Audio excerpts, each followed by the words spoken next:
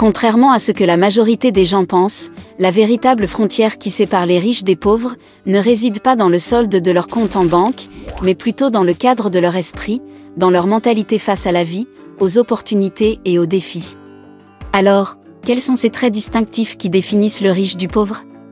C'est le mindset, l'état d'esprit. Aujourd'hui, je voudrais partager avec vous 4 différences majeures entre la mentalité des riches et celle des pauvres. Il s'agit de différences qui ont moins à voir avec la somme d'argent que vous avez à la banque, et plus à voir avec la façon dont vous abordez la vie, comment vous percevez et saisissez les opportunités, et comment vous réagissez face aux défis. Différence 1, les riches voient chaque situation comme une opportunité, tandis que les pauvres ne voient tout qu'en termes d'obstacles. Prenons 2 amis, Pierre et Jacques, qui travaillent tous deux dans la même entreprise. Lors d'une restructuration, ils sont tous les deux mis en position de choisir entre prendre un licenciement volontaire ou passer à un rôle qu'ils n'ont jamais exercé auparavant.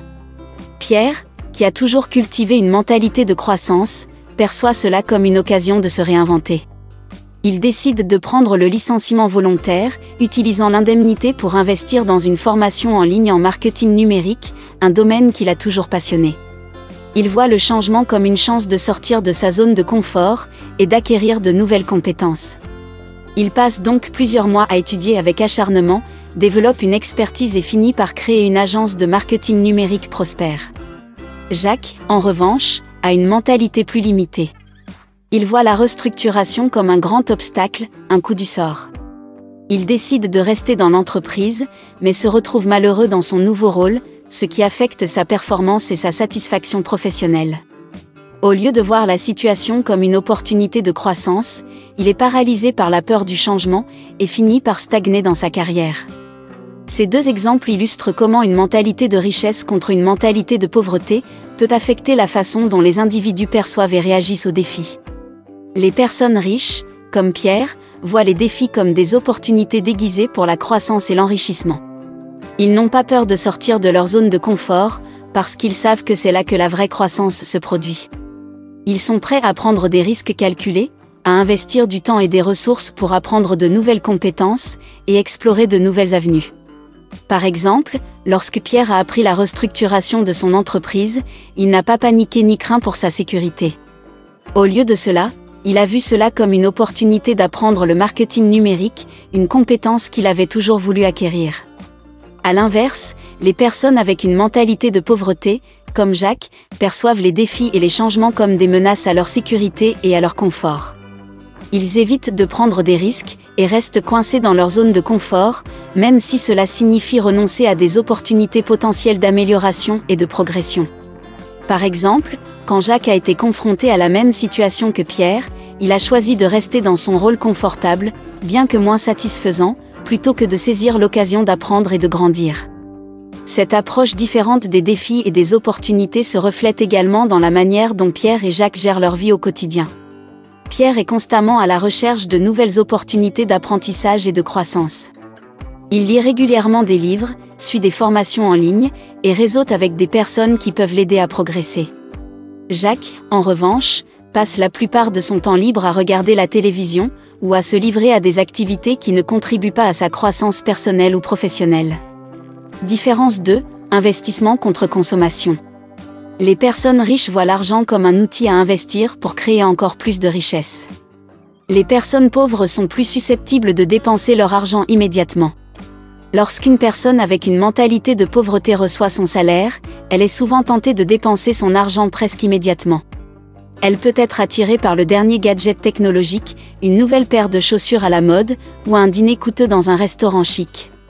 Dans son esprit, l'argent est fait pour être dépensé, et le bonheur provient de la possession de biens matériels ou de l'expérience de plaisirs immédiats. Cette approche peut sembler gratifiante à court terme, mais elle ne mène généralement pas à la richesse à long terme. Bien au contraire, elle crée souvent un cycle de vie d'un chèque de paie à l'autre, sans possibilité d'épargner ou d'investir pour l'avenir. En revanche, une personne avec une mentalité de richesse voit les choses différemment. Lorsqu'elle reçoit son salaire, elle considère d'abord comment elle peut utiliser cet argent pour augmenter sa richesse future. Avant même de penser à dépenser, elle met de côté une partie de son salaire pour l'investir. Elle pourrait investir dans des actions, des obligations, de l'immobilier, ou même dans son propre apprentissage et développement. Elle sait que cet argent investi aujourd'hui peut se multiplier au fil du temps grâce à la puissance des intérêts composés, créant ainsi une source de richesse future. Cette personne riche pourrait aussi se permettre des plaisirs de temps en temps, mais elle le fait de manière réfléchie et contrôlée, en veillant toujours à ce que ses dépenses n'entravent pas ses objectifs d'investissement à long terme. Elle comprend que le véritable pouvoir de l'argent réside non pas dans la possession de biens matériels, mais dans sa capacité à créer des opportunités, à fournir de la sécurité et à bâtir un avenir plus riche. Ainsi, la mentalité riche voit l'argent comme un outil pour construire la richesse et assurer un avenir financier solide, tandis que la mentalité pauvre est plus concentrée sur la consommation immédiate, souvent au détriment de la sécurité financière à long terme. Différence 3. La richesse comme droit de naissance, contre la richesse comme inatteignable. Les personnes riches croient qu'elles méritent d'être riches et que c'est possible, tandis que les personnes pauvres peuvent croire que la richesse est hors de portée. Imaginons deux personnes, Olivier, un jeune entrepreneur, et Stéphane, un employé de bureau. Ils ont tous les deux des rêves et des aspirations, mais leur perception de la richesse est radicalement différente. Olivier, malgré les défis et les revers qu'il rencontre en créant sa start-up, croit fermement que la richesse est un droit de naissance. Il n'est pas né dans une famille riche, mais il a une conviction intérieure qu'il est digne de réussite et de richesse. Cette croyance alimente sa vision, son travail et son ingéniosité. Il est prêt à travailler dur, à prendre des risques calculés et à surmonter les obstacles sur son chemin vers la richesse. Parce qu'il se voit comme un futur millionnaire, il pense et agit comme tel. Il investit dans son apprentissage, cultive des relations utiles, et n'hésite pas à saisir les opportunités qui s'offrent à lui. D'un autre côté, Stéphane, malgré son travail acharné et sa loyauté envers son employeur, voit la richesse comme quelque chose d'inatteignable. Il croit que seuls les chanceux, les privilégiés ou les génies peuvent devenir riches. Cette croyance limite ses aspirations et ses actions. Il se contente de son salaire régulier, évite de prendre des risques et n'aspire pas à plus que ce qu'il a actuellement. Il ne cherche pas à investir, à économiser ou à développer des compétences qui pourraient augmenter sa valeur sur le marché. Leurs croyances respectives ont un impact profond sur leurs actions, par conséquent, sur leurs résultats financiers. Olivier, avec sa mentalité de richesse, est plus susceptible de créer de la richesse à long terme, tandis que Stéphane, avec sa mentalité de pauvreté, risque de rester dans sa situation financière actuelle. Si vous voyez la vie comme Stéphane, alors vous avez une mentalité de pauvre. Nous ne voulons en aucun cas vous insulter en vous disant cela. Toutefois, c'est un état d'esprit qu'on peut changer. Car cette mentalité limite les ambitions et les actions, créant une réalité dans laquelle la richesse semble toujours hors de portée. En revanche, une mentalité de richesse considère la richesse comme un droit de naissance, une possibilité qui est ouverte à tous ceux qui sont prêts à croire en leur potentiel, à travailler dur et à prendre des risques calculés.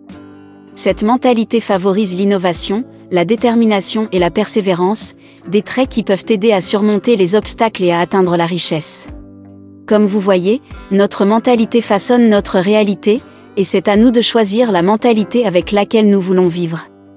Différence 4, responsabilité contre blâme. Les personnes riches prennent la responsabilité de leur situation financière, tandis que les personnes pauvres ont tendance à blâmer les autres ou les circonstances extérieures pour leur situation financière.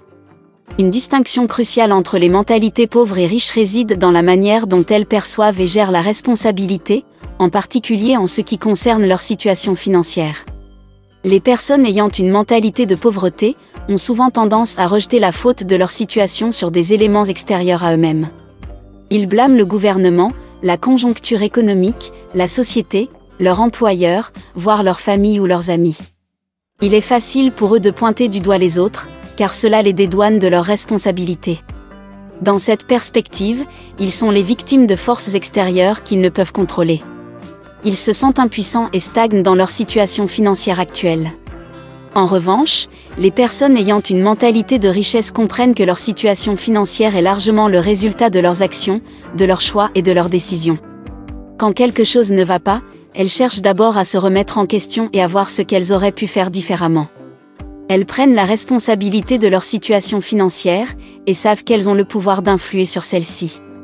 Elles sont prêtes à apprendre de leurs erreurs, et à faire les ajustements nécessaires pour améliorer leur situation. Pour illustrer cette idée, je vais partager avec vous l'histoire d'une connaissance qui m'est très chère.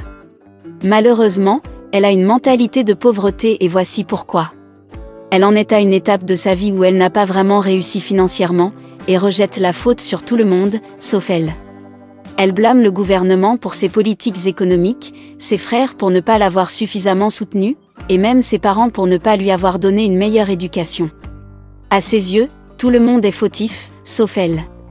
Elle est coincée dans sa situation actuelle, incapable de progresser financièrement, car elle n'assume pas la responsabilité de sa situation.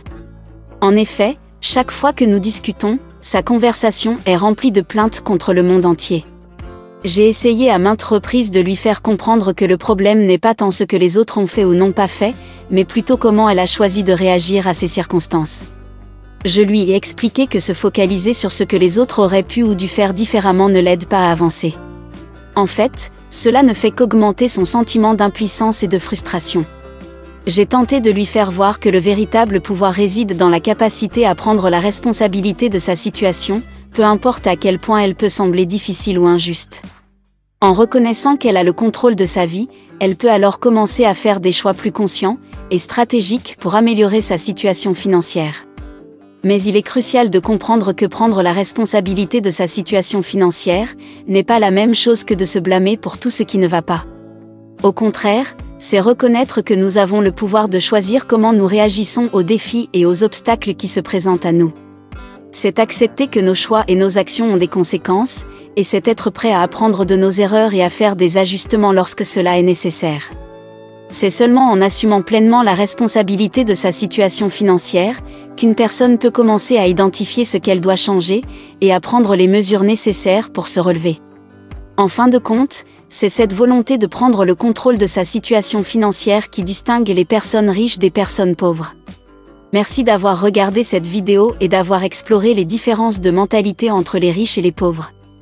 Pour approfondir votre compréhension et découvrir les 7 sacrifices que les riches font pour accroître leur richesse, je vous encourage à cliquer sur la vidéo qui s'affiche maintenant à l'écran.